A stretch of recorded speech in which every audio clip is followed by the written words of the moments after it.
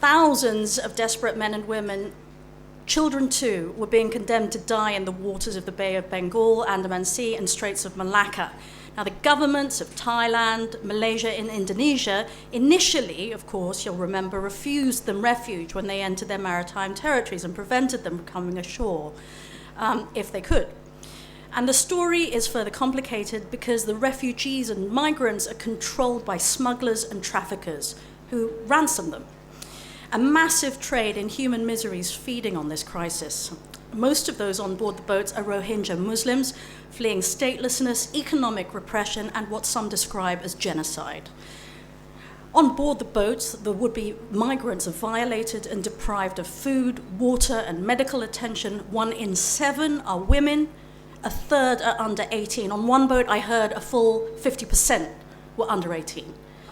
There is international and public concern, as you know, about the situation, but the governments involved appear frozen in the headlights of an unfolding tragedy.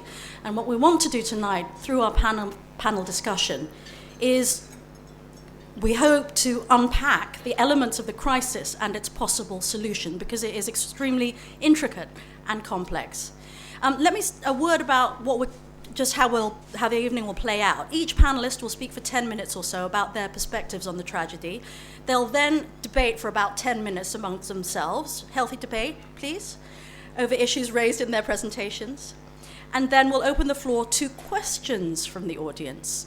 Please be as succinct as possible with your questions, not statements. Thank you very much. If I may introduce the panel.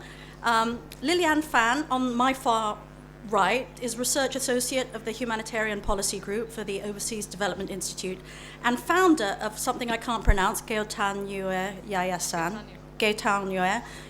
in Aceh. She's recently returned from Aceh, where she visited the camps that have been set up for Rohingya refugees and Bangladeshi migrants. She conducts work in Rakhine State, Myanmar, and as an expert on humanitarian action.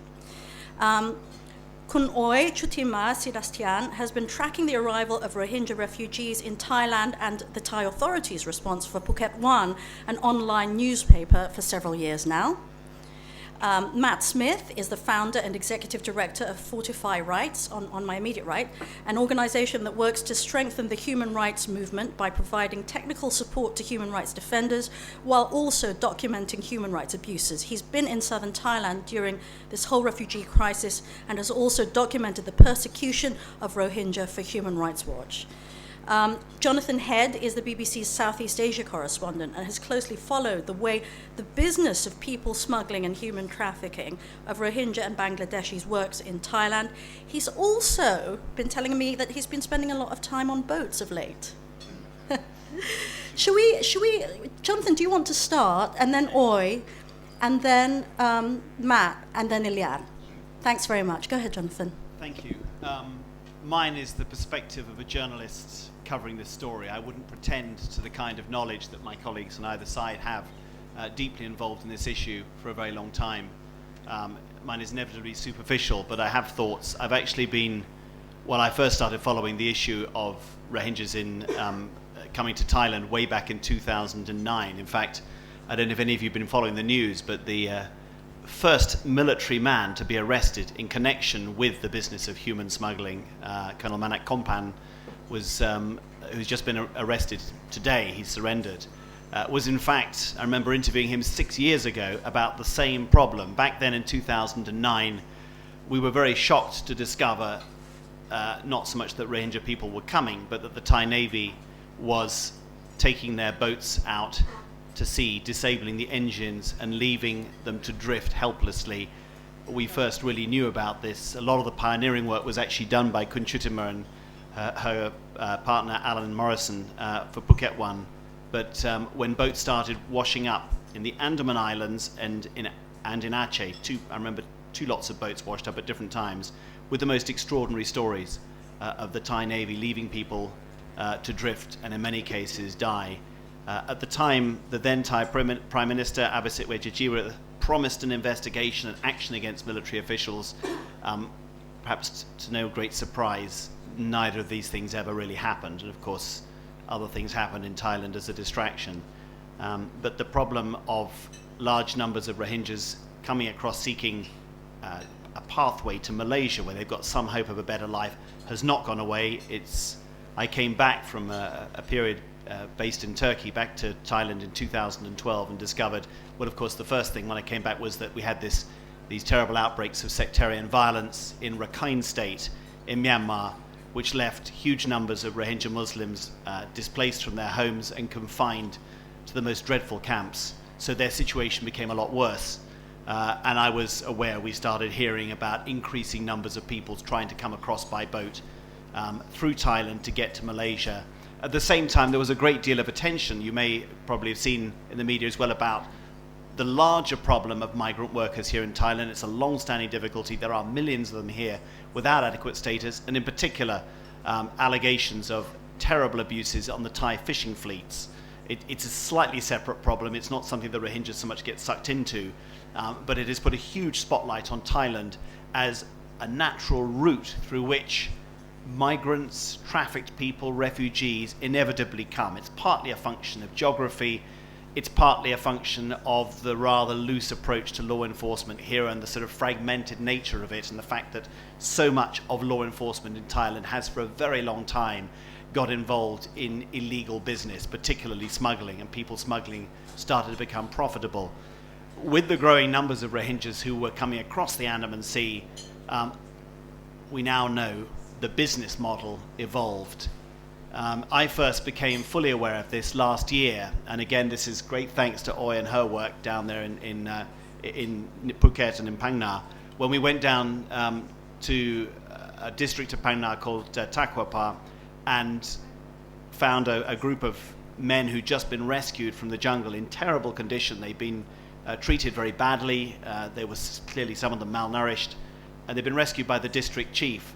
And I would like to say at this point, there are a number of Thai officials, despite the general problems of government policy here, there are Thai officials who have genuinely tried to cut down on the business of trafficking and smuggling and tried to help. There are, amidst this, some people really making a very big effort. The district chief in Takwapa is one of them. On his own bat, with no support from the central government, decided he wanted to do something about the increasing numbers of people being smuggled or trafficked through his district, and he'd rescued these men. We were rather shocked when we went to meet them to discover they were not Rohingyas, they were Bangladeshis. Very traumatized. They hadn't expected the really rough treatment they'd have from the traffickers. They were in a very emotional state. Most of them said they wanted to go home, although I think what they would have liked, of course, like all of them, was to get through to Malaysia. And following up from that, I learnt more about the system of the camps. Now, the camps in Thailand are something quite extraordinary. If you're thinking camps as a proper clearing with some tents or some shelters, think again.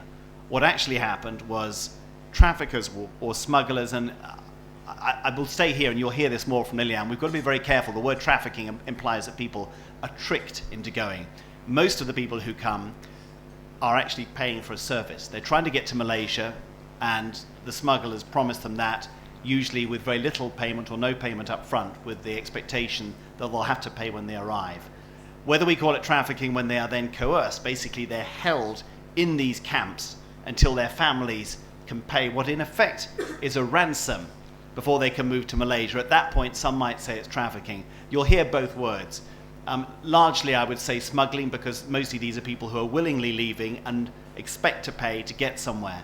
But the way the business works is that once they arrive in Thailand, and because it's hard to get through Malaysia's very efficient policing of its seas, and the business has grown up really where Thailand's been the best route for them to go to get through to Malaysia, at that point they're held in these camps and they have to phone their families up and ask for their families to pay a ransom. And the ransoms we're talking about are $1,000 to $2,000 per person. These are enormous sums of money for very, very poor people, and the only way their families can pay in many cases is to sell land or sell property or to borrow from loan shark. It's a very brutal business. It is staggeringly profitable. The businessmen, and it's grown up because of these flows of people who want to come. It's been sucking in more. The brokers are actually going out to Bangladesh and inducing people to come because it's so profitable. You've got brokers here paying maybe $20,000 for a boatload of people a boat that may have 300 or 400 people in it, if they can get $1,000 or $2,000 per person for even half that boatload, you're talking about spectacular profits. So a lot of people are making a lot of money here. It is a very, very brutal business. It requires on forcing their families to pay and holding those who can't pay.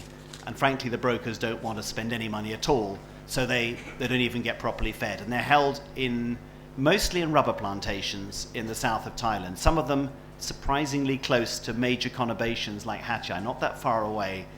Often we learnt, and again it took a while to figure this out, with the clear connivance of the local community. I'm not making moral judgments here. It's a business where a lot of money was available, and the smugglers, or the boat traffickers if you like, could go to the local community. They would pay the village head, they would pay the guy who owns the rubber plantation to use it. The people had to live in these plantations for months on end, those who couldn't pay, with no shelter, no real shelter, might be the odd tarpaulin, no facilities of any kind, and horribly inadequate food. If any of you have heard any of the statements made by the International Organization for Migration through this whole crisis, they will tell you that some of the malnutrition they saw of some of those held in the camps is the worst they've ever seen. People suffering from beriberi, which is a very unusual disease now. It's a horrible business, but it's one which the Thais have allowed to proliferate. And I think when we actually look at solving this problem, one thing we're going to have to focus on is whether Thailand now has the will to stop this business. We've seen this one general arrested. Will they go after other kingpins in the business? There's certainly, the current government is embarrassed. They've shown more will to do something about the business than their predecessors. But at this stage, one has to ask questions in a country that has tolerated these kinds of illegal businesses for such a long time, whether it will happen. But if we're going to look to a solution for this massive flow of people, clearly the size and profitability of the business here in Thailand has been a very, very big draw, and it's one of the problems. Thank you.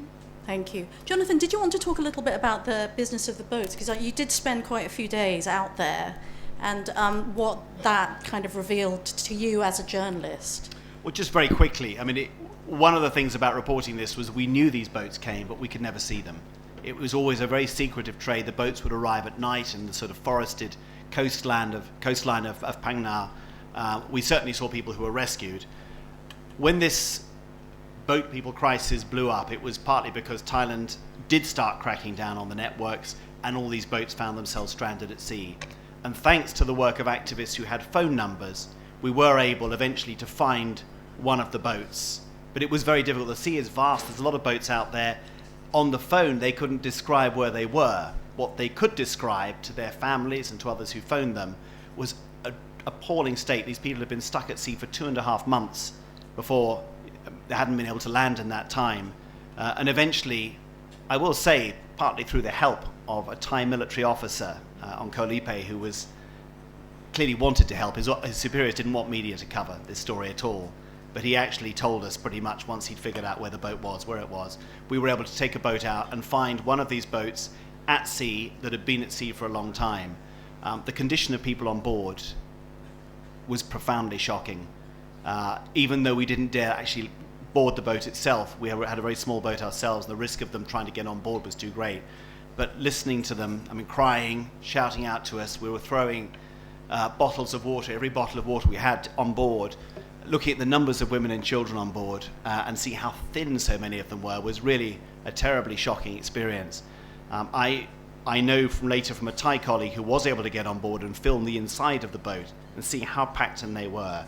It's not an exaggeration to say this is akin to the slave trade of the 18th century. They convert these fishing boats with multiple layers to pack people in. You can't even stand up or sit up properly on the different levels they've got inside the boat.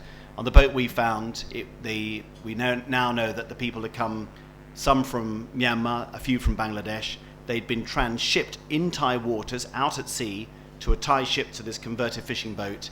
There were 430 odd people on board, and then had been left to drift because the people who were running the boat panicked because of what was going on in Thailand and abandoned them and left them. And that was just one boat. Of course, there were many other boats out there, but it was a vivid picture seeing this boat there of just what an appalling ordeal. Let's not just think about the food, the sanitation. I mean, from the colleague of mine who went on board, she said the smell on board there was indescribable, and these people had been living like that for 2.5 months.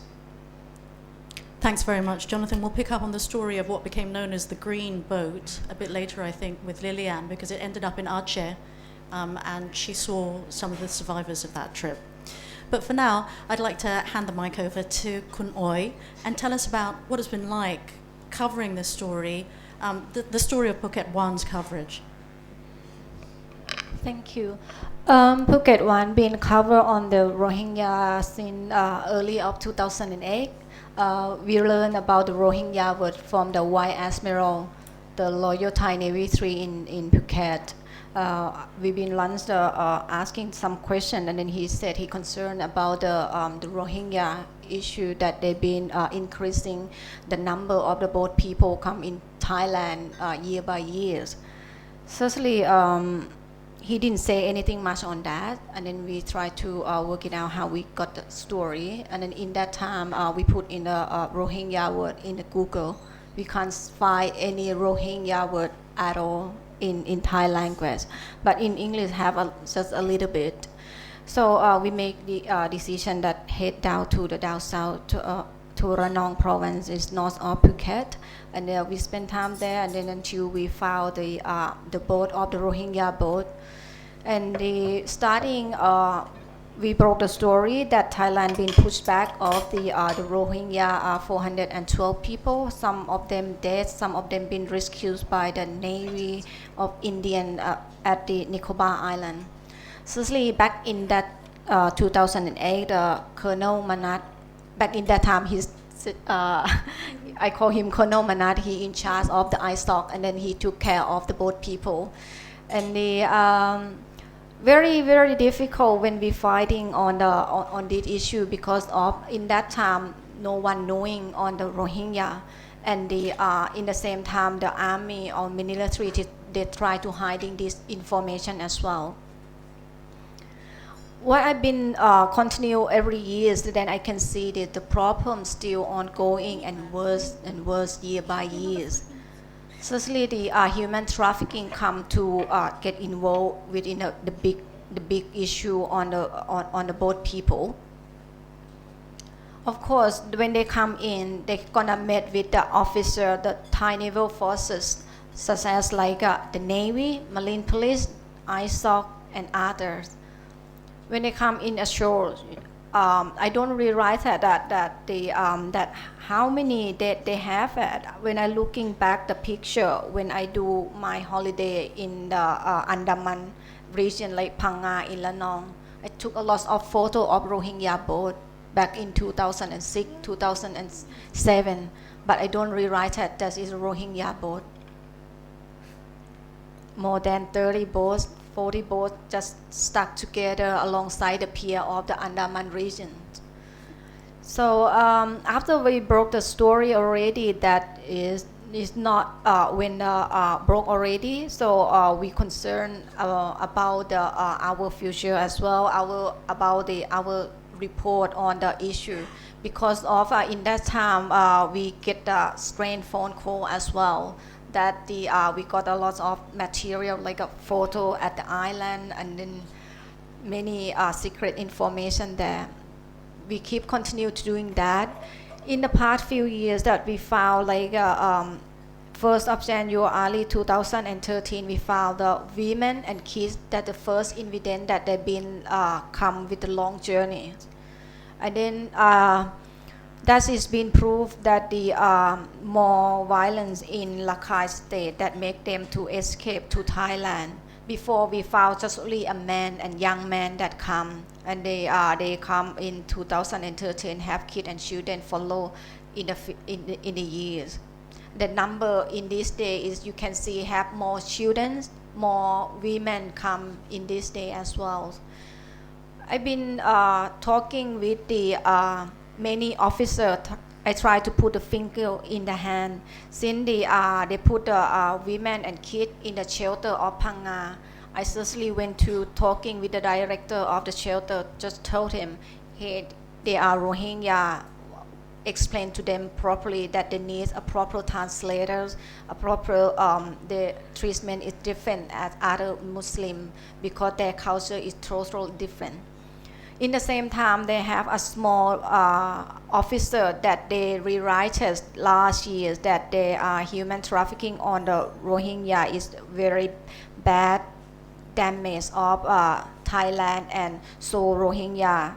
And they try to work it out how they can fix the problem, how they can help the countries. So such as like in the Kuapa district, chief of district Kun Manit, he tried to organize Phanga model to set up the checkpoint of the human trafficking checkpoint. When he arrested a group of the boat people back in October last year, when he arrested, he wondered what happened, what's going on, because he could not talking with them. They don't understand of each other. So I help them. In the same time, I have to help them to provide a translator. I contact with the translators and then give some advice to the shelter of the ladies as well. So you have to investigation them properly, question them as well that are they being tortured or they been raped or what thing like that or not, because in the past Thai officer they been treat them like an illegal migrant. They never interview them before, and that is create more problem. When they treat them like an illegal migrant, they gonna deport them back. So the way what they deport, they call soft deportation of the boat people. They send them to on the boat, and then certainly of course they've been end up with us smuggling again, like they've been recycling again. And when I found the evidence, one guy he been soft deportation 3 times. To me, I was shocked, you know. So like they've been how many times that they've been sold to the broker, how he can free from this circle. And I've been talk with the commander immigration SIG. I said, hey, you have to stop this thing. Look, this is evidence already proved that if you do like this, it means you been support of the human trafficking one way or another. So he is such a good guy. He is immigration division 6, Dr. Tachai. So he stopped to soft deportation last year. That's good for the Rohingya as well. By the way, so we try, like I said, we try to very hard to put the finger back into the hand because of the Thai officer. They have the different approach on the Rohingya. They don't know what to do, how to deal with this issue, and they just try to bright eyes every time on this issue. But it's lucky that. Early of May that the mass grave been on the public, on the media again. We are very delightful that the body been found after we've been reported so many years. We already tell everybody that hey, they have been tortured, they've been beaten, they've been raped, women, kids is very in a brutal way. You know, the people demanding the money. Yeah, we are very happy with that, and then it's good that the people is turning the bright eyes, and then now they keep off transparency the information, and then I hopefully that they continue to doing that. And I already said that they have some good staff of the Thai officer as well, that they still need a big support by the officer to do the job and then fix this problem out. And of course, this problem being created by Myanmar, that they deny citizenship for the Rohingya. To me, the Rohingya group, they are indigenous group of Myanmar. They are indigenous group people of ASEAN. So this is very challenge for Myanmar, Thai or ASEAN community that will gonna put the pressure to Myanmar to give the citizen back to them. I hopefully my government do the right thing and then support the right person to sorting the problem out. I hopefully that the Thai government or ASEAN community are brave enough to say to Burma, hey, stop this problem, give the citizen back to Rohingya because that's their homeland. And then we can starting sorting the problem out. Yeah. Thanks very That's much. what- Kun Oi, can I just quickly ask you something? Because you were saying, you know, you've been reporting for a long time, and then the mass graves issue came out beginning of May. But just because they've stopped looking for them, and because they've shut down the camps that they found, does it necessarily mean that there aren't any more out there? Actually, I would like to research more on this issue, but I'm just so busy with my court case that the Navy is suing me that I not have time to go back to down south.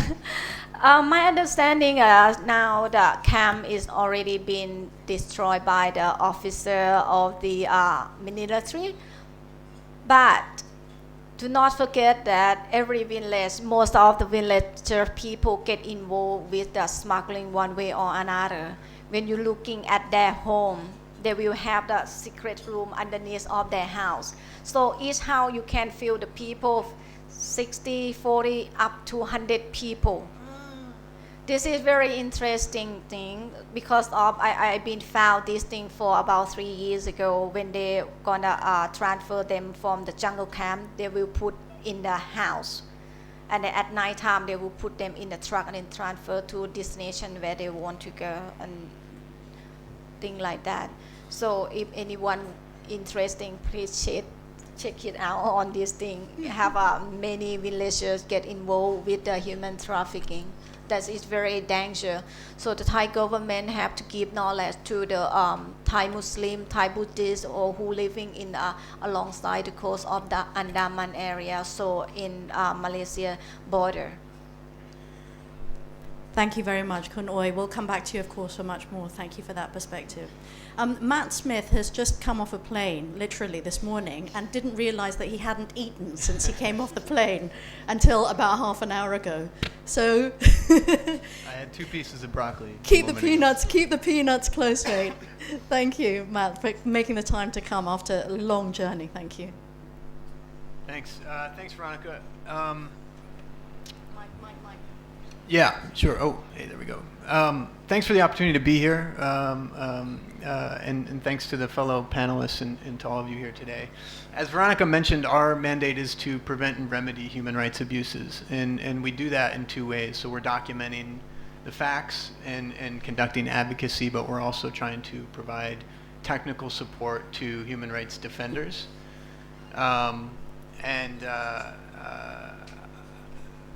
Essentially, we're trying to strengthen collective responses to human rights abuses, and I think events like this are essential for that to take place. So thank you again for the opportunity to be here. I've personally been focusing on the situation in Rakhine State since 2005.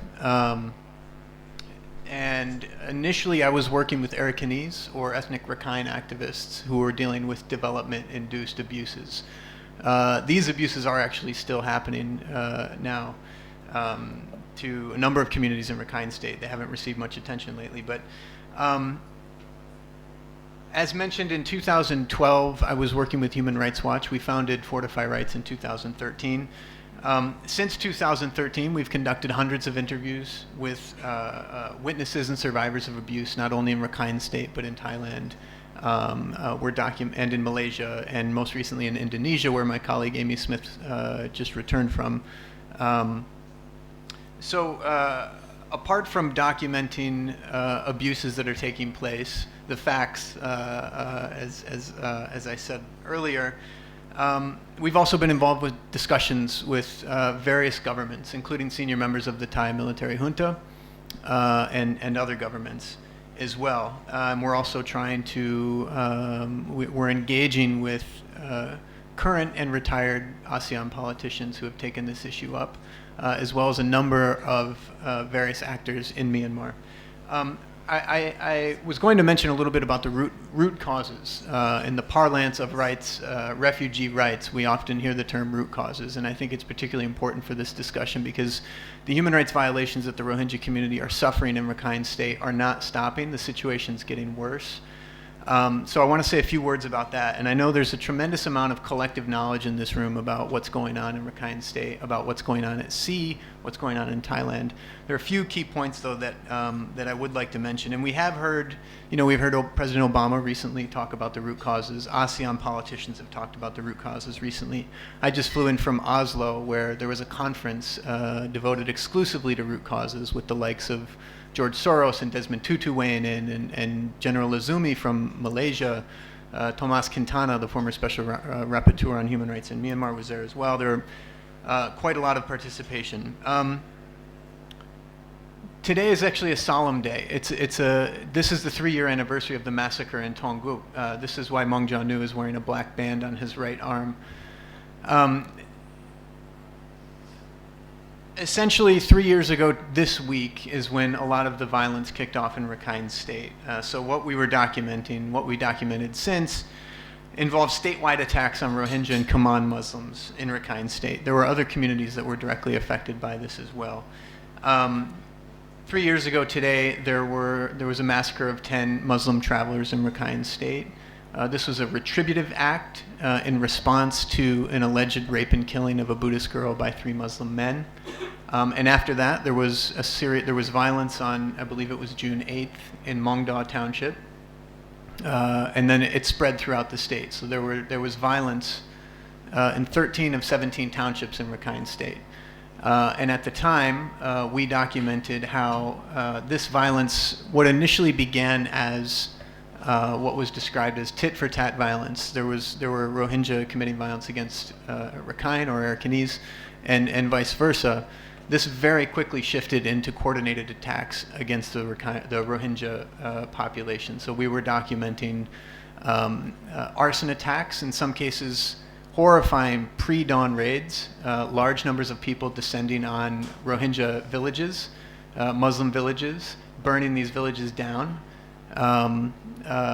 Sending people to flee. There were killings on a significant scale. Importantly, state security officials not only failed to protect Rohingya population at the time, but actively participated in the violence. So a very common scenario that happened at that time. Homes would be set ablaze, mosques would be set ablaze. When local populations would attempt to extinguish the fires, state security forces would open fire on them. Men, women, and children were killed. Casualty recording is a whole other issue that I think actually an entire panel could be formed on that issue alone. The casualty recording in Rakhine State has been inhibited in very serious ways. And it's very clear when authorities stand to benefit from accurate casualty recording, we typically see conditions in which casualty recording can take place. That's not happening in Rakhine State. That's not happening in the camps in Thailand or Malaysia, in fact. So these figures where you see 200 people died, 280 died, the human toll has been much, much greater, and I'm happy to talk more about that as well. I do want to mention that it is important to note that average villagers, before the violence started and since, Rakhine villagers were told that the Rohingya were going to take their land. They were told, there was a whispering campaign. They were told that Rohingya men were raping Buddhist women. They were told that Rohingya men were taking their rice in their fields. Who was doing the telling?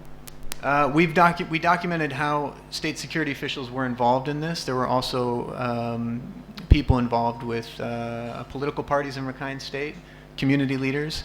There were essentially town hall style meetings. So you can imagine a meeting like this in which the sole topic of discussion, this happened in several parts throughout the state, the sole discussion was how to remove Muslims from villages throughout Rakhine State.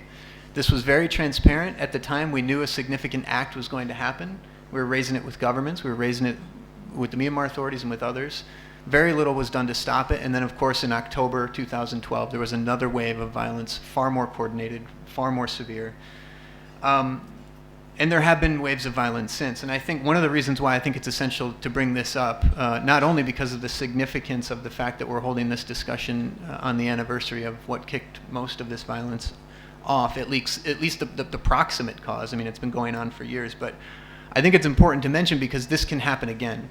And it's happened since 2012. We saw Duchiridan. There was a profound cover-up about what happened there.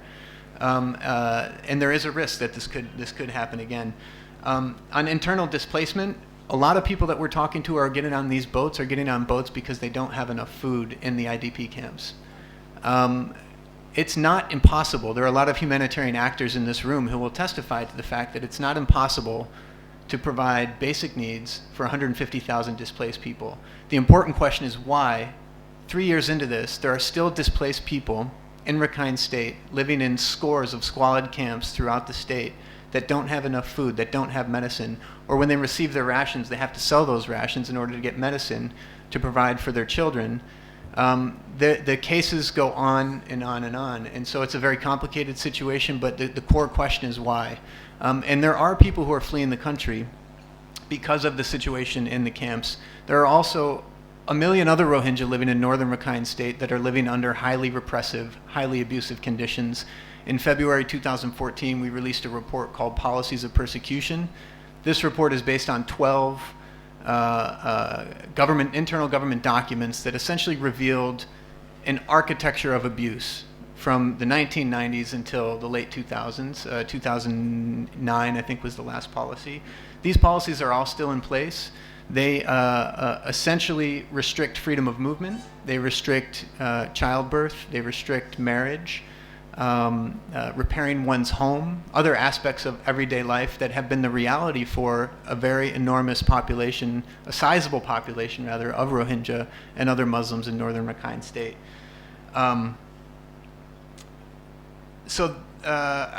Just a quick point on the policies. When we released this report, we actually released it here in February, and we expected these abuses had been documented for years. If you go back and review all the special rapporteur reports since the 90s, they all mention the restrictions. Humanitarian agencies working in Myanmar, UN agencies, everybody knows about the abuse of restrictions. So what we did was we put these in the framework of international law, and we make an argument that that these abuses amount to crimes against humanity. What our objective was to get these policies abolished. And we hoped that exposing the policies, the actual policies, not just documenting the abuses that stem from the policies, but the actual state policies, we had hoped in exposing these, it would lead to the abuses to stop. It would lead to some sort of movement to abolish these restrictions. The opposite has happened. Well-placed individuals in the country are failing to raise these issues with the government. And here I'm talking about every UN officials, the diplomatic community. This is something that needs to be discussed. The climate in Yangon and other part in Naypyidaw, these abuses are not being addressed, so they're not being abolished. A couple points I would like to respond to Jonathan made as well, but I can wait if you want to do that when we have a discussion about smuggling and trafficking and all of that. But no, I was actually interested in asking you why you think they're not being raised. Well, I think it's in some ways people regard different actors, international actors, so the diplomatic community, different agencies regard some of these abuses as a conversation stopper.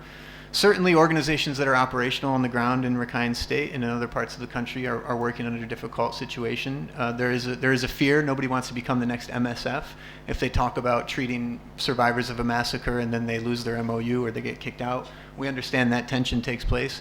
What we're advocating now is for a coordinated response, because one of the problems is that information is not being shared, particularly among certain UN agencies. That needs to change. These issues are not being fully addressed by governments. We just saw Nambiar take a visit to Rakhine State. Brad Adams from Human Rights Watch wrote an incisive dispatch on the weakness of Nambiar's statement and the Special Envoy's statement. But I think right now there is still some sort of euphoria about all the changes that took place and have taken place in Myanmar. And so I think that's part of the reason why nobody will address this. Yeah, but I mean, is it euphoria? We had this meeting in Bangkok, I mean, there is a regional response as well. Let's Sure. talk more about it later. If you Sure, don't mind, sure. let's hear from Liliane. I think it's perfect. This is a perfect moment to hear from you, Liliane, because you do have been involved in the humanitarian effort in Sittwe. Weren't you just there last month, 2 months ago? Yeah, about a month ago.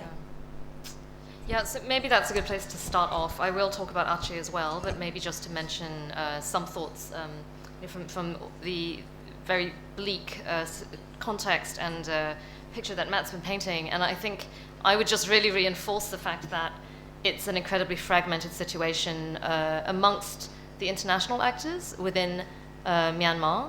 There is not really a common narrative in terms of how to address these issues. So I completely agree with Matt. You know, it's really difficult. Partly it's politics, but partly also I think it's a dilemma. You know, interpretations of principles actually, right, and ethics of operations. And if you look at humanitarian organizations, they are bound by humanitarian principles. And again, humanitarian organizations also have different ethics of working, you know, between one organization and another. So MSF, for example, ICRC, they have particular ways of working. The UN has, you know, they could also call themselves, many of them are humanitarian focused, but sometimes they have actually quite different principles from, you know, older actors like the ICRC, for example. So there's been a lot of discussion within the international community in Myanmar about how to deal with this. What are the implications of, you know, confidentiality around certain issues? Clearly, operational agencies are seeing many of the types of abuses, you know, that Matt has talked about. But I think the dilemma comes when you start to say, well, how do you react to that as a humanitarian organization? So that's one of the things I think which is really quite difficult. And there isn't really an easy solution to that. You know, there are reasons why organizations like the Red Cross work under principles of confidentiality, and you know that's one of the only types of protection actually that they have. But at the same time, there is you know, there are other organizations like MSF who do speak out, and they do have that's part of their mandate and part of their ethos. You know, témoignage is part of something that they do besides actually delivering you know, delivering aid as directly as possible. So MSF, when they did speak out, actually also did get thrown out of Rakhine State just last year. And then there was an attack, in fact, on many international organizations, I think it was about 40 officers that had to be evacuated, and hundreds of staff who had to be evacuated early last year. So it's fragile, it's incredibly fragile.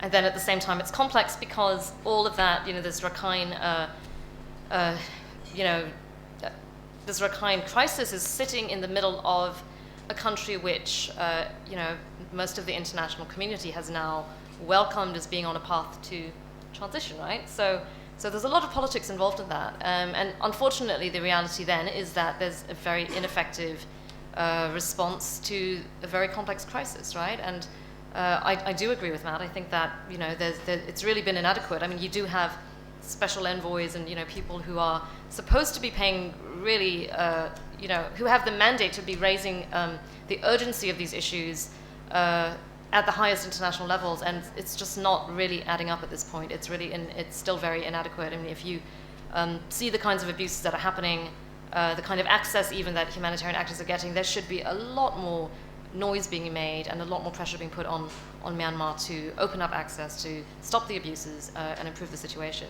So that's just one part of it. I think I'll talk a little bit now about this particular crisis and looking at a little bit specifically at the situation in Aceh and what we've been able to learn actually about some of the refugees and the migrants, Bangladeshi migrants also, who've arrived there. It's interesting because my own involvement with the Rohingya actually started, my first awareness also came at a time when I started to work with Achenese refugees. So I'm Malaysian. I worked in Malaysia with refugees from Aceh for many, many years, since about 99 or 2000, and it was there actually that I first started meeting Rohingya refugees, started learning about their situation. So it's been there's been a massive Rohingya population in Malaysia for many, many years now. And then I met, the leading expert in the world actually on the Rohingya, Chris Lewa, who is in the room somewhere. And I met her actually at a UNHCR NGO meeting, and we were both on a panel. I was talking about Achinese refugees, she was speaking about the Rohingya, and it's quite an ironic situation to now be at a time where a place like Aceh, which itself was affected by 30 years of conflict, is probably the one place in the region that's really welcomed the Rohingya from this particular group, the Rohingya and the Bangladeshi migrants, that has really welcomed them with such a humanitarian spirit. And I say that as someone who works professionally on humanitarian issues and has been incredibly disappointed with all actors in this region, international, regional, national, in terms of the complete lack of ability to respond to save lives at risk, right? I mean, if we just talk about things at that level, it's been an absolute failure on every level, that we haven't been able to organize, effective search and rescue operations to save people who've been who are starving, number one, who have been in boats in distress. There are laws of the sea that dictate the obligation to rescue people at sea, but somehow because these people on these boats are either stateless or seen to be illegal, we just haven't cared, and we haven't been able to find ways through our legal systems, our frameworks, with all the regional frameworks that we have actually in this region. And those of us working on ASEAN and with ASEAN know how many meetings they have, how many sets of protocols that they have, and all these types of frameworks that they have, and yet, right, and also the fact that there's been an incredible amount of investment in disaster management and military cooperation for emergency response, all of these types of things, which I've done a lot of research on. And I have to say that seeing this happen and seeing the complete unwillingness actually of ASEAN member states to deploy that capacity that exists to rescue people in this crisis has just been so disappointing.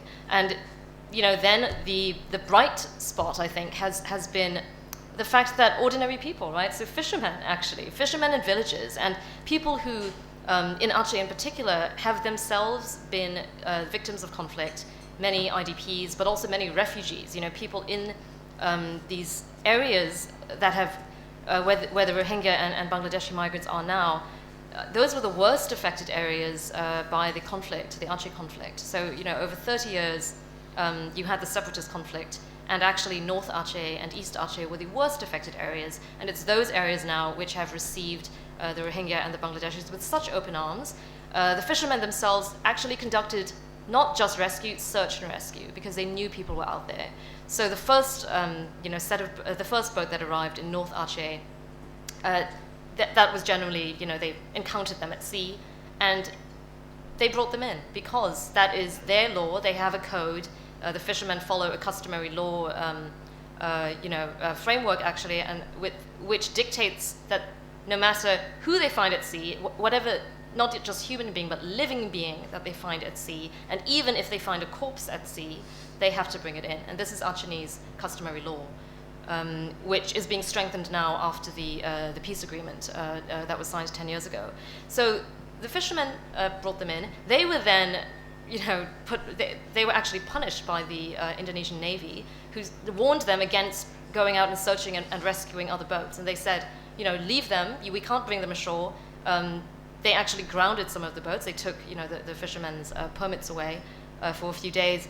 And, they said to them that they would be in trouble if they were to bring more boats in, because, of course, this goes against Indonesian law. The fishermen still went out and still conducted, those who were at sea actually went looking for boats, because they didn't know who the Rohingya were, but they knew there were people out there who were in need of help. And they found these boats, they brought them in.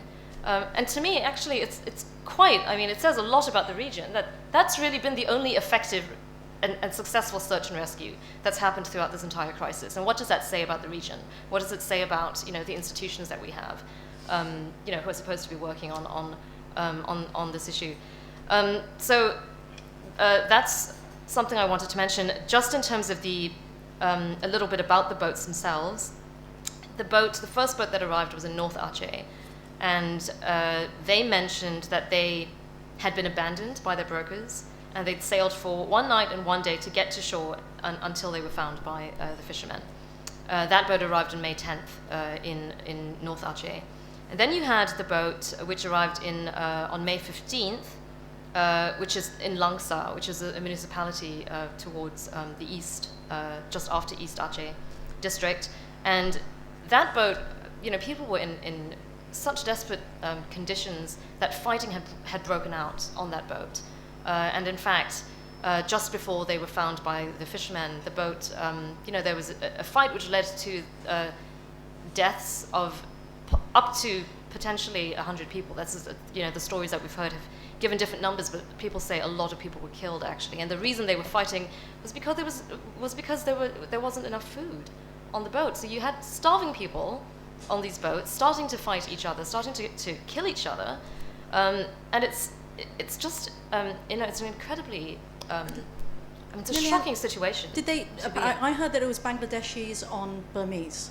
Was that? How did that? The fighting broke out between Rohingya and Bangladeshis. Yes, that's right. But people on both sides were killed. And when I went to Aceh last week, there was still people being treated in the Langsa hospital, still being treated for those wounds, right? And one woman who had actually, I think she had been separated from her husband and had thought that he had been killed within that fight as well. She had then tried to commit suicide in the camp, So there are lots of these types of cases, which are so devastating. And of course, just generally the malnourishment, right? I mean, really, people were starving on these boats and incredibly dehydrated. And just in the Langsa hospital, just within 10 days, the Langsa hospital had treated about 60 people. And, from various types of conditions, many, of course, for dehydration and malnutrition, but many people also with injuries and fractures, and some of them needing serious operations. The last boat that arrived in Aceh was on May 20th, and that was this famous green boat, actually, which Jonathan and others saw and was widely, the image was displayed on the media extensely, and they'd mentioned that they'd been pushed away a couple of times. So they said that, again, people tend to say different things, but some of the interviews mentioned that they were pushed back twice from Thailand, once from Malaysia, that they had gotten some food from the Thais, a little bit of food from and water from Malaysians, also from journalists, but also also that some of them reported being threatened at gunpoint by some of the authorities, including the Malaysians, and that again they were found and rescued by fishermen. The places of origin that these people come from, it's all over Rakhine State actually. This is talking about the Rohingya, obviously not the Bangladeshis. Mongdo, Butidong, Ratudong, which are in northern Rakhine, and then you have Sitwe, many IDPs actually, people from the IDP camps that Matt was talking about. I mean, lots and lots of IDPs. So it does tell you a lot about the fact that whatever aid is getting in to these places in Rakhine State, it just isn't enough, and that is not the solution. It's not the solution at all. And how long can we go on like this with that kind of protracted situation? Pokto, Ponakun Township, so many different parts of Rakhine State actually is where people were coming from, and I'm sure you've all seen very high numbers of women and very high numbers of children.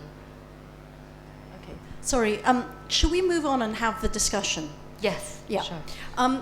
We actually did a closed-door briefing here yesterday, and heard something from, of all people, an actor who bust his way into the IDP camps in Sitwe, Matt Dillon, a couple of days ago, and he said something that you don't really hear in the region as this has unfolded over the last week or so, in that he said, this is a man-made crisis. We can solve this. We made it. We can solve this. And you don't hear that from humanitarian actors. You don't hear that from the government, from governments. At the Bangkok meeting on Friday that was held with great fanfare, didn't really say anything. I mean, it was a very nice final statement, but it didn't hold it. The root causes we found, that paragraph there that was about root causes, we found out through the US Assistant Secretary of State who was there, that it was it was drafted by participants, and Myanmar simply didn't object to what was written there. So it is far from a commitment, which makes you wonder what was the whole point of the meeting. How to respond then? It is a man, okay, this sounds so simple, and I actually wanted to say when Matt Dillon said that, you haven't been here long, have you? The same week as that, everyone was trying to save everyone else's face at that meeting, it felt like. Meanwhile, in Oslo, there's, the G word being bandied around, genocide. Okay, there seems to be, to me, two schools of thought at the moment in the response to this crisis. Engage for access, Burma for access, and it's not necessarily black and white, but these trends. Engage for access with Myanmar and play nice, don't say refugee, don't say Rohingya. And then the other side, which is make them account for these horrific abuses that are happening in Rakhine State. This persecution. Can we unpack that, you guys? Yeah? Do you want to start, Jonathan? Should we just go in the same order? Yeah. Again, as a journalist, I'm going to sort of plead that my knowledge is to some degree superficial, but I've had thought quite deeply about this. I mean, the first thing I'll say is, from my own experience of going into Rakhine State and visiting the IDP camps there, some of the worst conditions I've seen, particularly a place that's not actually at war or suffering a natural disaster, the conditions in which people have to live in the camps there are frankly unforgivable and inexcusable. And I've been with other people. I remember going with a very conservative British minister who was minded, quite frankly, to sympathise with the Burmese government. And when he looked at the conditions in the camp and the ghetto conditions of the sole Muslim community left in Sitwe Ongmingala, which is their people are sealed in there, they're not allowed to leave. And the fact people couldn't get services. I myself have visited quite remote villages up in Ratidong where the Muslim community is entirely surrounded by hostile Rakhine Buddhists, and they can't leave. They can't leave at all. They literally barely survive there. This is an absolute abomination. I mean, words like apartheid are not unreasonable to use in the way that Rohingya Muslims are being segregated and confined to these dreadful camps. When it comes to solutions, I recognize the enormous difficulty of engaging a country where there is such a widespread belief that the Rohingyas are illegal interlopers. There's so much propaganda that's gone out, and I've seen across the country, not just in Rakhine State, the anti-Muslim propaganda that's gone out. I mean, horrific hate speech, but it's been going there for a long time. You have a new pluralistic political system where politicians are competing for support through new methods of using the media, often using quite rabble-rousing inflammatory language. You have a Rakhine National Party which has quite a significant block of seats in Parliament that relies on this kind of we are besieged, we have historic grievances, the Rohingya don't belong. It is difficult to engage Myanmar. It's difficult even if the current government in Naypyidaw was willing to address this problem, it would face enormous hostility. And the incredible silence we've seen from Aung San Suu Kyi from the very start. I mean, I remember asking her about this 3 years ago. Why don't you speak out? And she was adamant. She would not. She wouldn't touch the issue.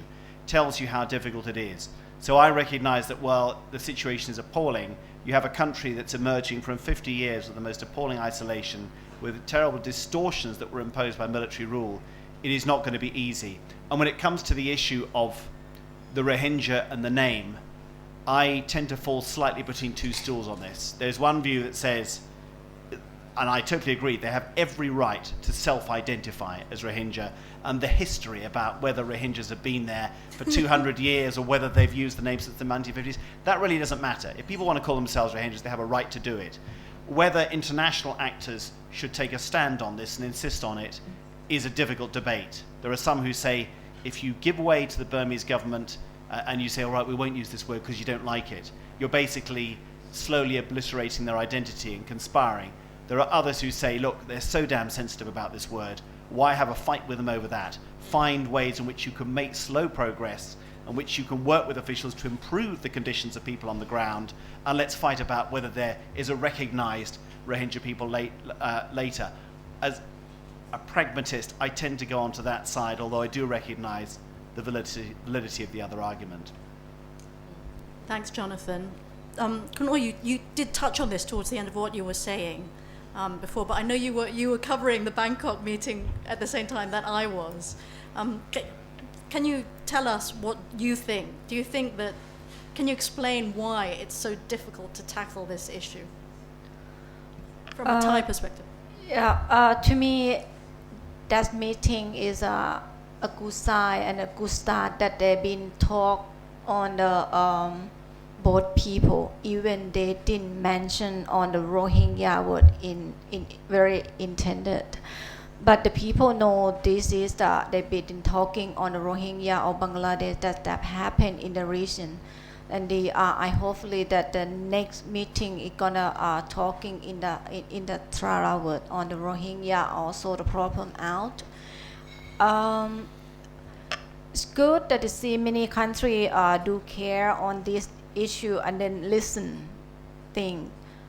To me, it's good, and I hopefully that the ASEAN will put the pressure on the Myanmar to sort the problem out as well. So to me, I hopefully that they have the meeting again, like Thailand and Myanmar, Thailand and Indonesia or Malaysia to sort the problem out. So in the same time, I would like to see the international great powerful get involved to put the pressure in as well. So like EU, America, England, so please get involved and then show your hand up and then put the pressure on this and then helping the human. They are the human. They are at the same people, same art. Yes. Mm-hmm. Thank you very much, Kun Oi. Just one thing. At the briefing yesterday, we did hear that we don't have evidence, but it seems that there are still boats out there. I mean, there are lives at risk right now at sea, and we've had a lot of meetings. And as Lilian mentioned, we have a search and rescue effort that was successful in Aceh, and that's it. By fishermen. Yeah, by fishermen. So, sorry, Matt, you were actually in Oslo for a much more kind of took a much more combative stance with Nobel laureates on how to address the situation of Rohingya. Is there a value to it? Doesn't it just piss off the Burmese and not help actual people?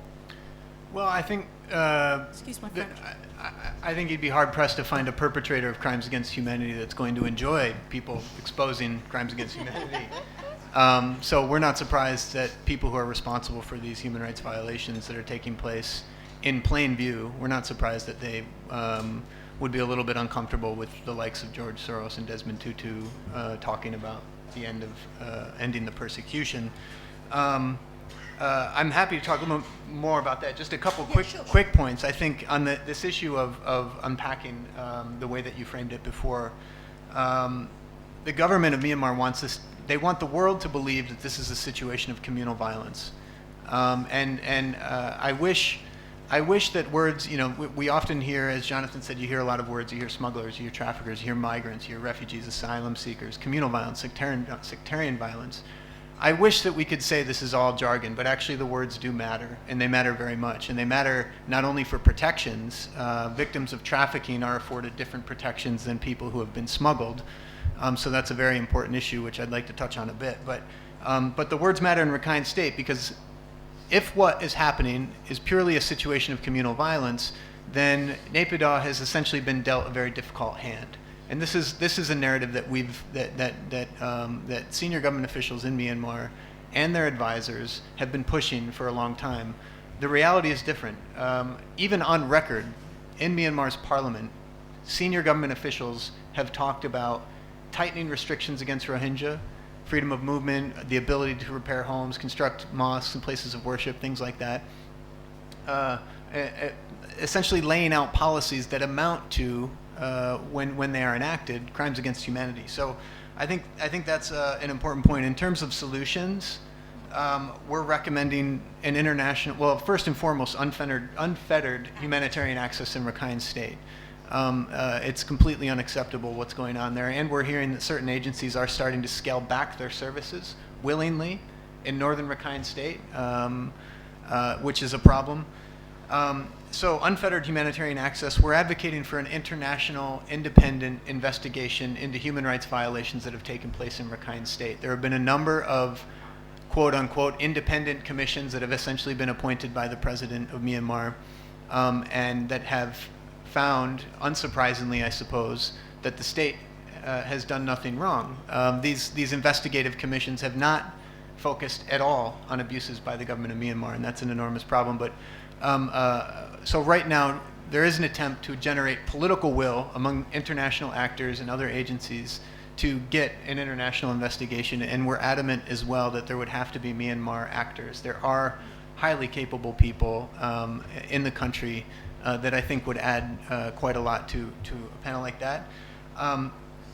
Accountability for human rights violations is not taking place. This is also something that needs to be addressed. There's been very minimal accountability. Not one government official, not one state official, not one monk. There were monks involved in the violence in Rakhine State. Not one government official, state security force has been held accountable for human rights violations despite mountains of evidence. And there's a lot of evidence that has not been published. We've got a lot, but we know other agencies have enormous amounts of data and information about this. So that's a conversation I think that still needs to be had. And then the citizenship issue is an issue, and it does involve the name. And I think it is very easy for members of the international community. John Kerry was the first one who said, why don't we just put the name issue aside? Well, that's very convenient if you're John Kerry. If you're Rohingya, it poses a serious existential threat. And so I think the international community, I think in some cases well-meaning, in some ways I think we have to be very sensitive to the dehumanizing situation that the Rohingya population finds itself in. And that would include having respect for their right to self-identify. I think in terms of pragmatism, I like to consider myself a pragmatist as well. I think it could be considered pragmatic to abandon the name if all the other conditions were improving. But the situation's actually getting worse. So in my view, I understand what you're saying, and in some ways I agree with you. It's a very difficult dilemma, but in some ways it's a false pragmatism because the situation's not actually improving. Thanks very much. Liliane? Yeah, well, so much has been said already, but just to add a few of my thoughts, I think there are no easy solutions, really, and I think everybody who's working on this realizes that. I don't think that there are no solutions at the same time, but I think that it is going to take commitment from everyone involved to stay with this issue for a really long time. I think anyone who thinks that quick solutions are going to be found to this are just being very unrealistic. But I do think that the international pressure for accountability is incredibly important. It's so difficult because of the stateless situation that the Rohingya find themselves in under Burmese law. So that there's just constantly going to be an attempt to just not regard these people as having any form of legal rights or human rights at all. So effectively, really a complete lack of accountability, and that does need to be addressed. I do think that because there are no easy solutions in Rakhine State and within Myanmar, the way Myanmar deals with this group of people, I don't see citizenship reform coming anytime soon, unfortunately. I think the dialogue needs to start happening. I think UNHCR is already starting that dialogue. Some other actors are already trying to see where there may be entry points to have that dialogue with the government.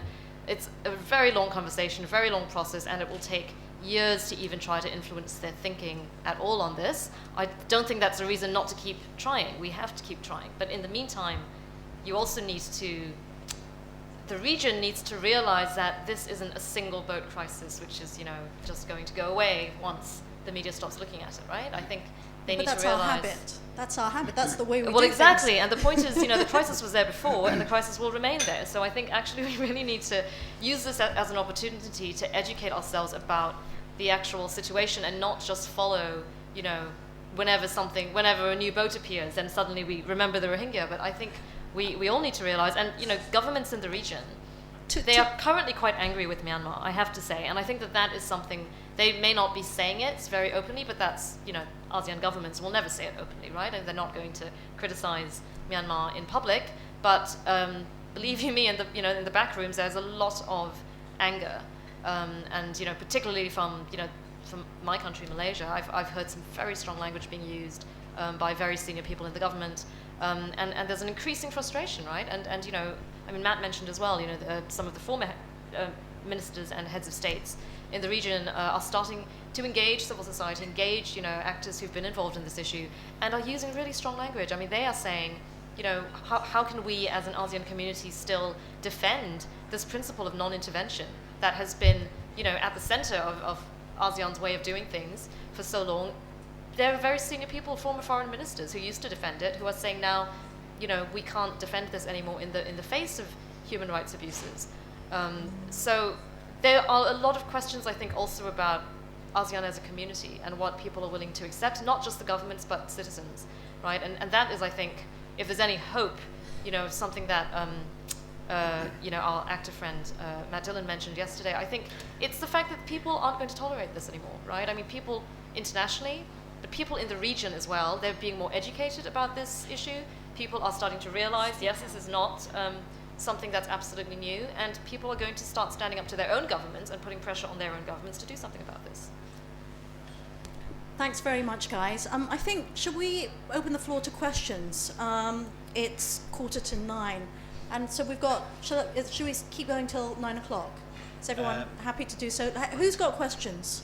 Patrick, 2, 3. Should we take 3 questions and then put them to the panel? Thank you. Do you mind, the lady here, would you mind going up and asking the question from after Patrick? Oh, sorry, there you are as well.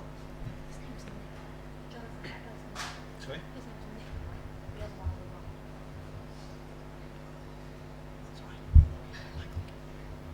Hi, Patrick Wynn from Global Post. I think this is a question that would be perhaps best answered by Lillian or Matt. Veronica mentioned the G word, genocide. That is a legal term. It's not just something you can throw it in a headline, but it doesn't carry the same weight. Legally speaking, what is genocide, and what has to happen for the international community to be able to call it that, and how severe a risk is there for this to actually happen?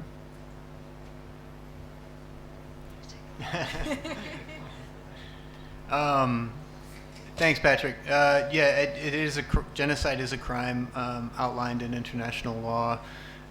There are no less than 5 elements. I think one of the common misconceptions is that in order for genocide to happen, there needs to be a situation of mass killing. The popular imagination around genocide has been shaped, of course, by the horrific genocides that have occurred in the past. In a way, this has prevented people from accurately calling a genocide a genocide. We have not focused on, typically the way we work is we document human rights violations. We collect witness testimony, eyewitness testimony, survivor testimony, and we put that information, typically qualitative, but we're considering doing more quantitative work in the future as well, but we would put that information in the context of international law. We've not done that with the crime of genocide. In my view, personally speaking, and on behalf of Fortify Rights, it is reasonable right now to be talking about genocide prevention in Myanmar. Another way to put that is that it's irresponsible for the international community to not be talking about genocide prevention in Myanmar. The situation is that serious. And I think that the conference in Oslo was important in a lot of ways. I think there were a lot of people with a lot of knowledge about international crimes weighing in on this. It's something that's been going on for a very long time in Myanmar. I mean, just on our information alone, I mean, the policies that we've documented, the abuses that we're documenting, we can say that the policies are designed to create conditions of life that are designed to be destructive. This is one of several elements of the crime of genocide. And in our view, when you're denying a population freedom of movement that is leading to preventable death, when people are given very few options but to flee the country into the clutches of human trafficking syndicates, when people are dying needlessly in IDP camps, there are policies in place that are designed to be destructive. And so I think having a conversation about the actual effects, the situation on the ground is very important. And sometimes it can be obscured by a debate about whether or not what we're seeing can be considered genocide. Yeah. We haven't made the case ourselves, but again, it's important to talk about. You need the investigation that you're calling for. The Precisely, real situational analysis. Yeah. Okay. Michael Mackey, freelance. I just want to go back and connect some of the dots, providing it's not distorting. Jonathan, you mentioned that the people who are kidnapped are quite often their families have to raise huge amounts for them. Is that part of the cartel's business, or is that another business altogether? And I also had a broader question about last week I got, or maybe the week before that, there was a press release I got from a group called Human Rights at Sea, who suggested that commercial shipping in this part of the world, particularly in the waters of southern Thailand, northern Malaysia and Aceh, could provide a role as a kind of information gatherer. And I'm just wondering, we've heard about the Thai military either on land or on the sea taking part in this. I'm just wondering, has commercial shipping had any role in this, or is it just a spectator? I don't know who's the best answer, but thanks. Thanks very much, Michael. Should we take the other question? Do you want to pose your question, and then we'll put it to the panel? Yeah. Yes, my name is Lely Hayslip, and I'm Vietnamese, and I'm very sure that many of you remember about Vietnam and the refugee and about people 40 years ago. And it's how sad it is to sit here today and listen on the problem, just like it's about Vietnam 40 years ago, and tens of thousands of lives lost in deep sea. And I just wonder that anything here that we learn from about Vietnamese boat people 40 years ago, and how can all of us here together with a strong, powerful voice to give the lesson that what we learned before, and how can we bring up today to help the situation here today. Thank you. Next question. Are you Hi, Radhika Singh, writer for the Borgen Project. Can you say it again? Sorry. Yeah, Radhika Singh, writer for the Borgen Project. I was wondering, I mean, clearly the Burmese government has made some progress in its relationship with the international community, as seen with, it's opening up its government, freeing political prisoners, loosening censorship since 2011. Why have they been so adamant in maintaining its position on the Rohingya refugee crisis? And do they not realize that maintaining this position will simply reverse the gains that it's made with the international community and its relationship with it? Thanks. Thanks very much. Umang Jonu, Oh yeah. Oh, just a minute, Umang Jonu. Can we do the answers first? Okay. Do you want to? I know that you were talking to people who were involved in the Vietnamese boat crisis before. So that's why I looked at you, Lilian, when the Vietnamese. There has actually been some discussion, amongst the aid community about what can we learn, right, about the Vietnamese boat crisis, and which exactly was 40 years ago after the fall of Saigon. So I think there are lessons that need to be learned from that. The countries who were hosting the refugees from Vietnam in this region weren't happy about having to do that at that point, and really, the solution at the end of the day was temporary, temporary shelter for the refugees as they came into countries like Malaysia and Indonesia as well. There were a few islands that were, actually designated to be, to be sort of these temporary settlement areas. But then you had an enormous resettlement program, globally, right, and particularly to the United States, but other countries as well. And that was a global response to an enormous crisis. The problem now, of course, is that you're living in, this is a moment in the world where the Rohingya crisis is one of many, right? We've got Syria. We have enormous numbers of refugees. It's the highest number of refugees since the end of World War II. Globally, there is also a rise of right-wing politics all around the world that, really doesn't see, allowing migrants in general, but also refugees, to be something which they necessarily want to support in their own societies. So it's really challenging. It's a very, very different situation and climate, I think, internationally and politically. So again, no easy solutions on that. But I do think that there needs to be a conversation. If ASEAN governments and the international community are going to take forward, even that meeting that took place in Kuala Lumpur before this Bangkok meeting, that meeting of the three countries, that came together and said, we can look for temporary solutions and then a longer-term resettlement. They really should be actually thinking substantively about some of these issues, having policy discussions about what are the lessons from that period.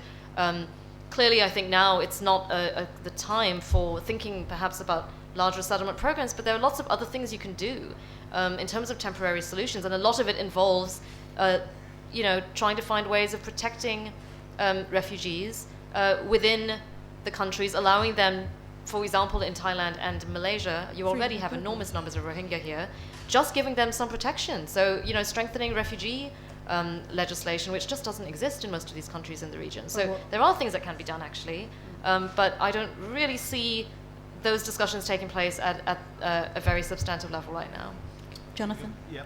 Just to ask to Michael's point about the business model, there are some very big figures down in the south, and I know Kanoi knows a lot about this. In cities like Ranong, there are business figures, there are big families there who own, for example, fleets of up to 100 trucks that they use to ferry people who are smuggled into the coast of Thailand and then taken down to Malaysia. These are big networks with a lot of money. They need a lot of money. In Ranong as well, and also down in Satun, there's been a business of converting wooden fishing boats into people carriers with these multiple platforms. That's been going on, although it's now been stopped. One point to make about the business model, and they are complex networks, and huge amounts of money were being channeled through, and there are players at lots of different levels. People we call traffickers and brokers. Some of them are just small-time players who are hired as guards. They're usually the ones who in the past got arrested. The big players didn't get arrested. Just one little sort of anecdote here. When I was looking into this, I sat down with a senior Thai policeman who knows an awful lot about trafficking in October of last year here in the Foreign Correspondents Club, and he told me in detail about this big camp on the Malaysian border. He said held up to 1,000 people. He said it's very, very big, it's enormous. I was shocked at the scale of it, and I said, why don't you just move in on it? His men were monitoring it. He said, I can't. It's a military zone. It will only happen if the military approves it. And I said, well, why don't you go to... It was after the coup, and the government here had made a statement that it was going to wipe out trafficking. You've got a military government. Thailand had been downgraded to the lowest level in the US annual report on trafficking. That seemed to be a priority. I said, go to General Prayut. Tell him about this. You know all about this stuff. And he just laughed. He said, I wouldn't... Before I even got through the door, they'd know about it, and they'd move it. That is the same camp where they found the first mass grave, exactly the same camp. 26 bodies of people who would be alive today if the Thai authorities had moved then. And it tells you something about how ingrained this network is, and it goes to the top of the military and the police and lots of other official agencies, that nothing has been done up to now. And that is the biggest issue about this business. We're seeing some action now by the Thai government, but I doubt they will be able to go to the roots of it, because it involves some very, very well-connected people. Matt or Kanoi, did you want to answer the questions? I would like to add that, as Jonathan just said, we have to say this is a very huge network that the people get involved, not just only for the local Thai resident but also the officer, different branch to get involved. So the Rohingya who living in Thailand as well, or Bangladesh, Myanmar. I've been found one evidence in the camp in the Songkhla province. I found the one paper. In that detail, 800 people is cost 50 million baht that they make the money. So they tell in the detail how much that they pay for owner of the land. So who had like a rubber plantation. If they let these people use that land, their land, they can earn some money, 2,000 baht per one Rohingya. This is very dangerous for Thailand. If the local people they take the wrong approach, many people thinking they've been brotherhood, it's the same religion, they would like to helping them, let them go or turn the bright eyes. So they've been support of the smuggling. And then how come how Thai government will take the people back and then remind them. This is very dangerous. Even in this day, as I said, many houses they've been helping the Rohingya, but what they're doing, they don't rewrite it. They get involved with the broker network. This money get involved, I think, is a similar level with the drug. At the same. Just a quick note on the funds. The syndicates are transnational. They're diverse. As Kun Oi said, they do involve Rohingya, Shan, Thai, Burman, Malay. We've interviewed over a dozen traffickers, and on that point in particular, I think this is a case. It is a case where words do matter, and it's not the way that it was framed at the opening of this panel was that most people are paying for a service. We would disagree with that. Actually, what we see are these traffickers, these syndicates are preying on the desperation of people who are fleeing. So it's not a simple situation in which people are paying a certain amount of money to go from point A to point B. For starters, the Rohingya at least are fleeing. But now we also know that a huge number of people are being duped to get onto boats because they have heard stories. They have heard about rape, torture, and killings happening at sea and on shore, and they're very nervous. And so now what syndicates are doing is and we've learned a little bit more about the way they operate on the ground. Men and women are involved. Women are typically used to dupe and lure children and women onto the boats. Men are used to lure men on the boats. This is also why we don't refer to the Bangladeshis who are on these boats as migrants. They've also been subjected to torture. They've also been treated like human cattle. They've also been duped to get onto these boats. So most of the key elements of trafficking in many of these cases have been met. The exploitation element is one that trips people up a little bit, and I'm happy to say a little bit more about that. But just on the funds, this is impoverishing an already impoverished community. People are selling their land, they're selling their valuables to raise money for people to get free. This is still happening, and there are still boats at sea, as our understanding as well. But I think something that hasn't been covered much is that payments are being transmitted through the international banking system. So we've been collecting bank account information, receipts, and there's an important question in the extent to which international banks in this region have done their due diligence to ensure that their financial services are not contributing to human trafficking. I won't name names now, but there are some major banks that are being used by these syndicates. Matt, I'll just leave it there. sorry. I am Rohingya, and I want to get out. Should the issue that what you've just said raises for me is, I need to get out. Let me out. If this is the way that I need to get out, what's happening is that the victims are being punished in a way, not the perpetrators, because of the way that the trafficking is being interpreted. Yeah, there needs to be safe migration channels and people have a right to seek asylum. And the answer, which was the initial answer in the region, was to seal borders. And this is this is an enormous problem. Thailand is still pushing boats back out to sea, and it's framed as a humanitarian response to have a humanitarian platform out at sea to give food and water. Well, and then we're told that police will be there to ensure that they'll do an investigation. We have a lot of questions about this policy, but it is an issue, and I think it would be tremendously unfortunate if borders were sealed and people were unable to seek refuge. And it looks like that might be happening because there are disembarkations now in Myanmar and people are being arrested and sent to jail because they tried to leave. They tried to get out. Right. Some people are leaving. It's getting a bit late, but Maung Nu has patiently waited. And Maung Nu knows the rules. The question, don't you?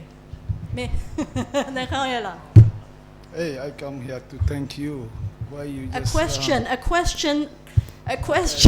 I'm a bit sick, I have to read out my, just question. Thank you to FCCT for holding this panel and drawing attention for terrible suffering of our people, Rohingya of Burma. Thank you very much to all audience also, ladies and gentlemen. I am a Rohingya. My name is Maung Nu. I belong to the Burmese Rohingya Association in Thailand. I am also a former political prisoner of conscience. This is not the issue of trafficking. This is not the issue of trafficking. Rohingyas are singled out from persecution. Rohingya turn to workers because this is the only way to escape crime against humanity and ethnic cleansing and genocide. As reported by human rights groups. But the Bangkok meeting on Friday, 29 last month, I was there also. And the final statement avoided even using the word Rohingya and refugees. Even though they're supposed to be what they are talking about. I would like to ask the panel, honorable panel speakers, if they, as journalists and humanitarian, deliberately avoid using certain words as refugee, Rohingya, in order to appease or give face to the Burmese killer of Burmese government. So you can have access there. I mean, in Burma. My question is to get the access in Myanmar. Do you like to do the same thing as 29 a Friday meeting where they don't like to use, they delete the using of my Rohingya, my name, my identity, and the refugee. I'm a refugee. Awesome question. And how we can solve this problem? Even cannot say what they are, what we are. Thank you very much. Thank you, Maung Nu.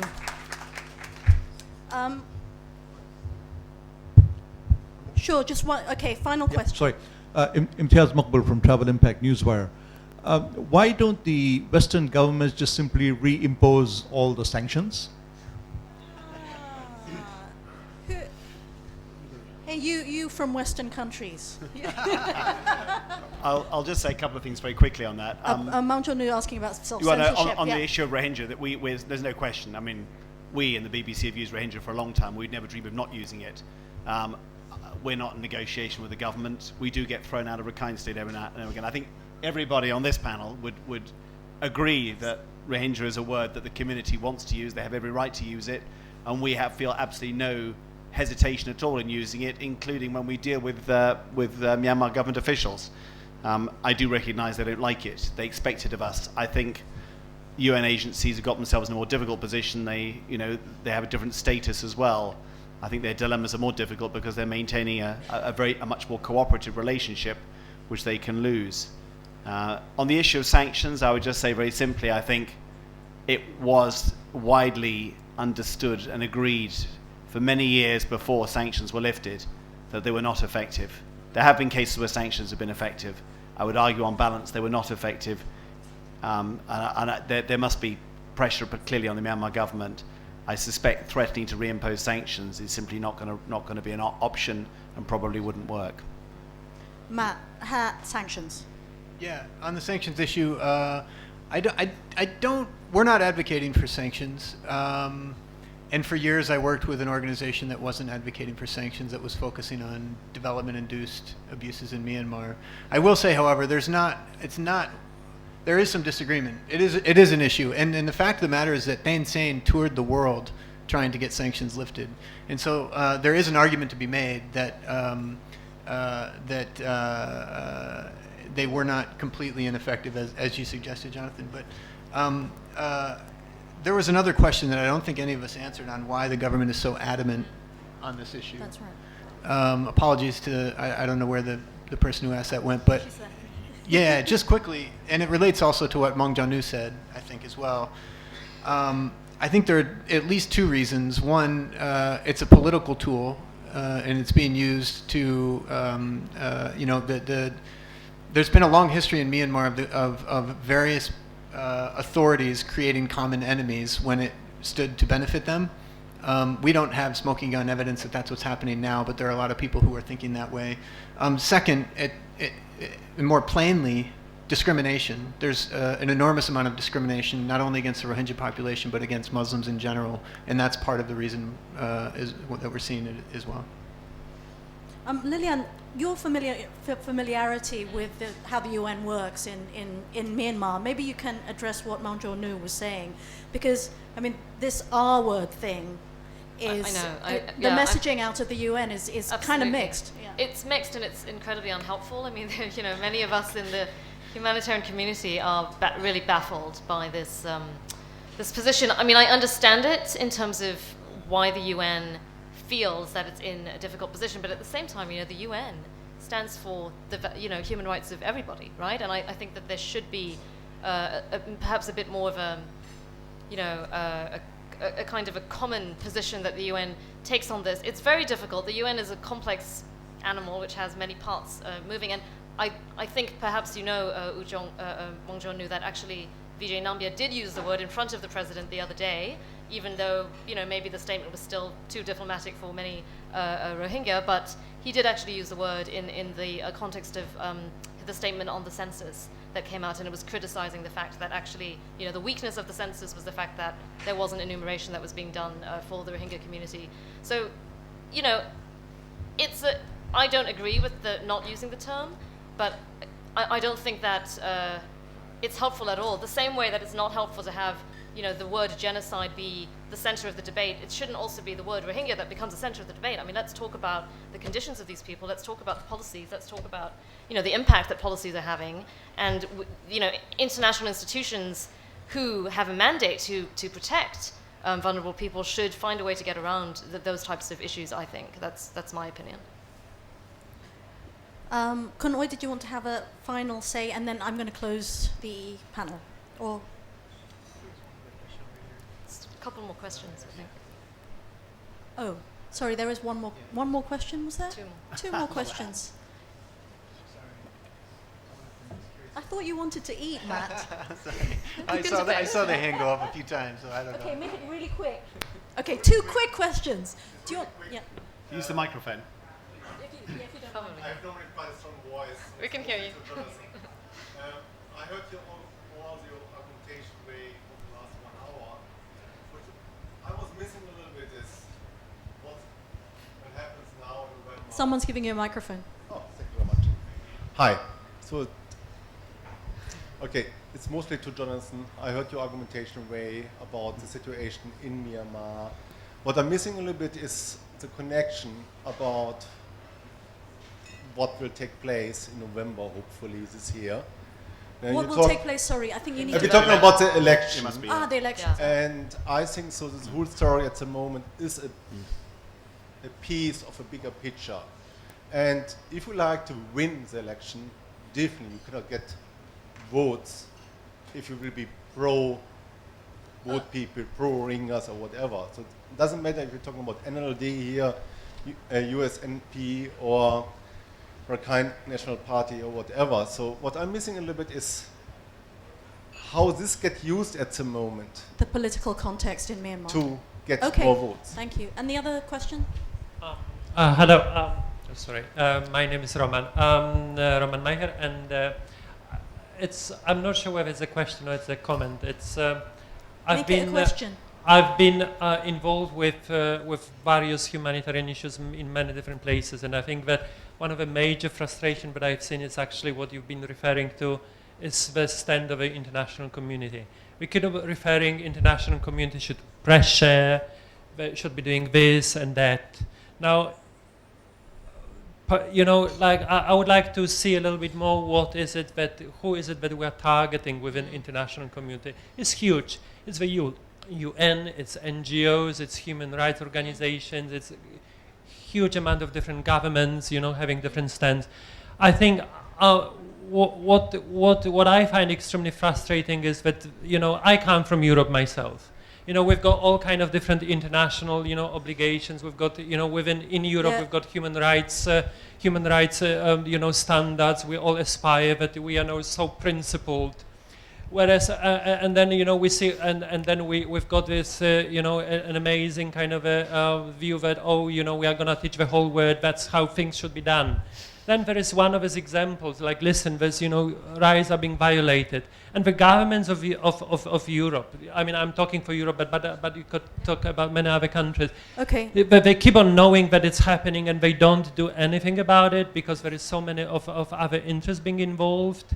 There is economical interest, there is all kind of political interest. Right. And we always think water things down. And then my question to the NGOs, to human rights organizations is, what is it that you do to actually, let's put it plainly, also shame all these international organizations and institutions and governments, say, listen, you participate as much as the governments of the countries that are being involved in all these abuses. It's as much of a responsibility to be taken care of. Thank you. Okay. Yeah, very quickly. Do you want to do who wants to do the Myanmar political context? I mean, I'm no more qualified, frankly, than Matt, but I mean, I would just say very simply on the issue of the elections, it's a very important factor.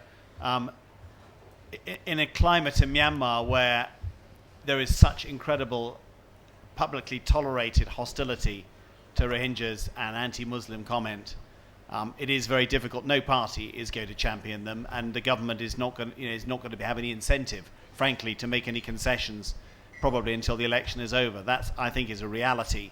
It's a difficult time to be pressing in government when its focus is on an incredibly difficult election. We don't know how the balance of power is going to be after that. This is an incredibly important moment for Myanmar and a very fluid one as well. So it's a massive issue, and I actually think probably Matt's probably got some more pragmatic things he would say should be done. I would say realistically, it means you're not going to get very much engagement from the government until that's over with. And it's not just the anti-Rohingya. The United Nations has been folded in to the criticism surrounding the government policy on Rohingya. Do you want to? Yeah, just very quickly on that. I agree, actually. I do agree it's going to be very difficult to get any movement on these issues, but we're going to keep pushing, of course. But right now, Rakhine actors on the ground in Rakhine State, Arakanese Buddhist actors right now, some are very concerned that the Rohingya are going to be given the right to vote, as they were previously. And in their view, Naypyidaw will potentially use the right to vote to undermine Rakhine, the way that the Rakhine would describe it, Rakhine national interests. But anyway, my point in raising this is just to mention that in Rakhine State, the elections are an active discussion right now. And I think there could potentially be violence in Myanmar surrounding the elections. So I think that's going to be important to stay on top of. In terms of the other question on international organizations, yeah, I mean, half of what we do isn't publicized in terms of trainings and workshops, but also advocacy, and we're meeting with a lot of governments. But we also don't hide the fact that you know, there is a lot of responsibility among the international community, and so I guess in a way I share your outrage. More needs to happen, more needs to be done, and we're engaging with governments that don't want to hear what we have to say, and we're engaging with governments that are more receptive and actually are behind the scenes trying to improve the situation. It's not enough. Clearly, the situation's worsening. Lilian, did you want to say something about that? Because Yeah, your work I do. is about assessing the Sure. effectivity of humanitarian Yeah, action. I do want to say something about this, but I think I'm probably going to make a comment which hasn't quite been mentioned yet, because I think we all need to realize the limitations that international organizations have as well. And I think as much as we're all trying to do our part, you know, and whether it's the UN, whether it's the Red Cross, whether it's human rights organizations, you know, at the end, it's, and not just the government even, it's also, you know, the problem in Rakhine State is very dangerous precisely because it's also a social problem, right? It's not just, it is top down, and many of the policies are, you know, it's very clear where the policies are coming from. But, I mean, the reason why I'm really nervous about it as an anthropologist is precisely because there's a real possibility for, you know, social violence, ethnic cleansing to take place, and mass mobilization to take place. That is not going to change overnight, no matter how much we shout, even from the international side of things, which I think, you know, that's the real danger, right? You know, that there are local actors on the ground who sometimes even actually are putting a tremendous amount of pressure on the government, right? On both the national government, but particularly the state government. And I think that, you know, one of the things which a lot of the aid agencies are, you know, finding difficult is the fact that in some cases, they are trying to work with with local authorities, state authorities, and they do see incremental improvements, even in the will, for example, to deliver small amounts of assistance to Rohingya communities. But then, you know, the state health officials go into a Rohingya community, a camp or a village,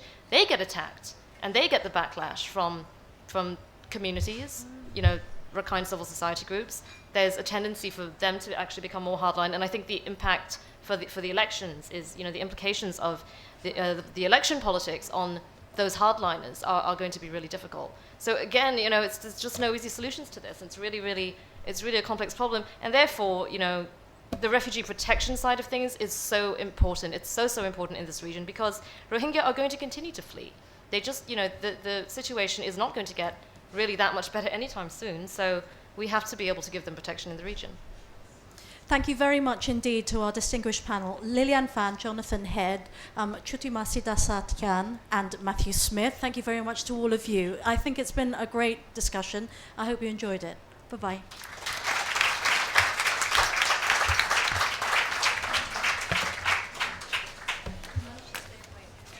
So you've had this long-standing old Nanache, have you?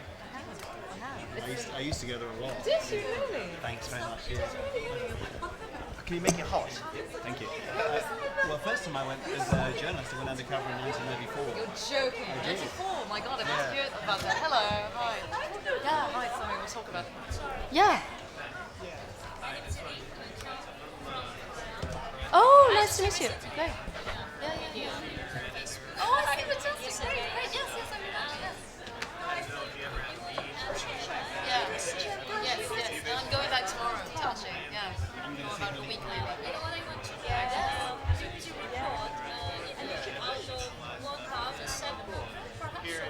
It's about 9,750.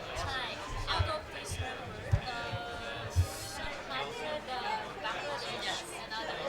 That's right. That's right. We have a two categories, right? First Rohingya and then Bangladesh. Yeah. Other one below. So refugee. We need to ramp it up. We've been talking about ramping up like multimedia stuff. And, Yes. There are some who are also from Rohingya, but from the IDP camps in Bangladesh. Yeah. They are coming from Bangladesh, but they are way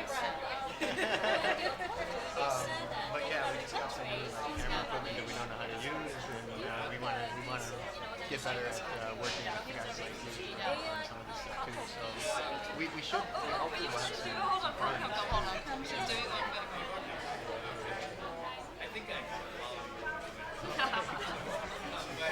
Done. Yeah, right.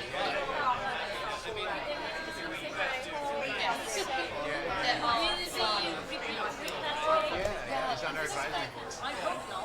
I hope that they won't, but it's currently Actually we want to start doing video profiles, because we do a lot of obviously gloom and doom stuff. We work with so many people So I think for those people, they will not be repatriated. inspirations, and so we They're thought still about living trying to I can try to find out really quick when I'm 2-3 there. minute profiles of some of the important work But they should be and developing like almost like a template for it.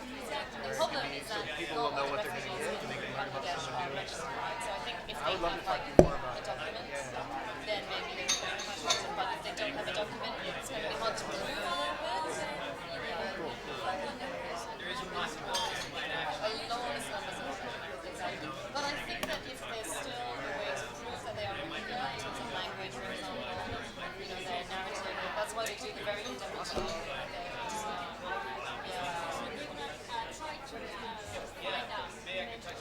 Yeah, I'll be around. We're not going anywhere, so. And that's why it's been hard, because actually the numbers that we have for the refugees of the Rohingya and for the Bangladeshis have been moving a bit. Because what we assumed were Bangladeshis at first, they've actually shifted to it, because I think it's recognized now that some of them, in fact, Rohingya were in Bangladesh. So,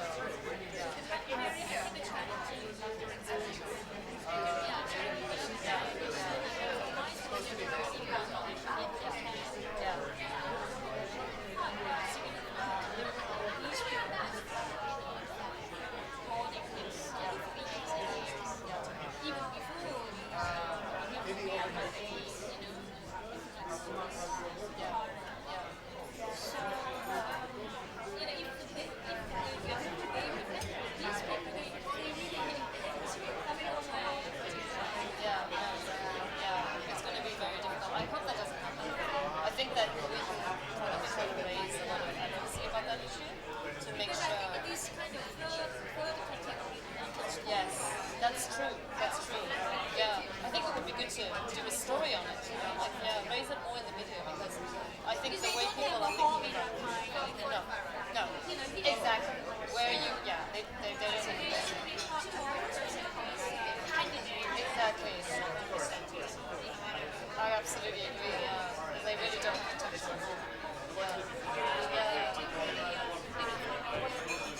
Yeah, no, definitely. I can get more information when I'm in Aceh. I'm going tomorrow. I should be there until Tuesday or something. And I'm going to visit all the camps again. Then I come back here, I'm based here.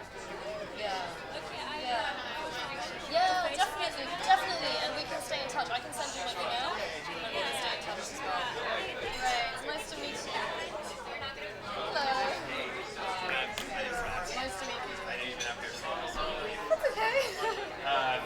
So I work for an organization called Boatloads of Misery. Oh, really? Yeah, I've heard of you guys. Sit down. So I'm actually just starting. I've been here for about a month. A graduate student doing some work there. One of the things we're doing is... I was just looking at something that you guys did. I can't remember what it was. Anyway, We actually did a report just recently on the conditions of refugees along the border. Yes, that's what I was saying. Yeah, I saw that. Yeah. I think I probably followed you on Twitter. Oh, cool. I actually brought a copy if you want. Good, I would like one. Yeah. Wow, that's good. Yeah, I didn't even have to sell that. So essentially, one of the projects I'm working on this summer is we're thinking about creating a briefing paper. I've been following the Rohingya crisis myself and writing a blog about it on the website. But we want to do a briefing paper that kind of points to some focus for both our organization, but hopefully to encourage others inside our organization. That's what you guys are talking about, sort of disconnect. You mentioned that you think that maybe change will come from the ASEAN community, like internally. Do you think CSOs have a role to play in facilitating that? I think definitely there has to be more discussion amongst ASEAN CSOs. Okay. Much more pressure put on the other governments as well. So I do think that we have a role to play. Okay. In terms of, like, if we were to... Hi. Just give me a second. we were to pinpoint like one issue in particular to focus on in this briefing paper, either to encourage these people within the countries to focus on, or just the government, do you think it'd be the citizenship issue, or what would you point to? I would say I'm so pessimistic about citizenship, yes, eventually. I know, I am too. I just think it's going to take such a long time. So even the racism, right? You see, it's just, which is why I think at the end of the day, like we all need to realise it's not just about what we say, you know. Which is why I think maybe actually, if it's possible, maybe it should be more about the refugee protection. Okay. Refugee legislation, for example, can we come up with some domestic, even if they're not brave enough to do legislation, have initiatives, do some pilot projects where, you're giving refugees protection and jobs and healthcare, stuff like that, because, we should give these people a channel and a place to go to. Do you think, the only concern I would have is, do you think sort of by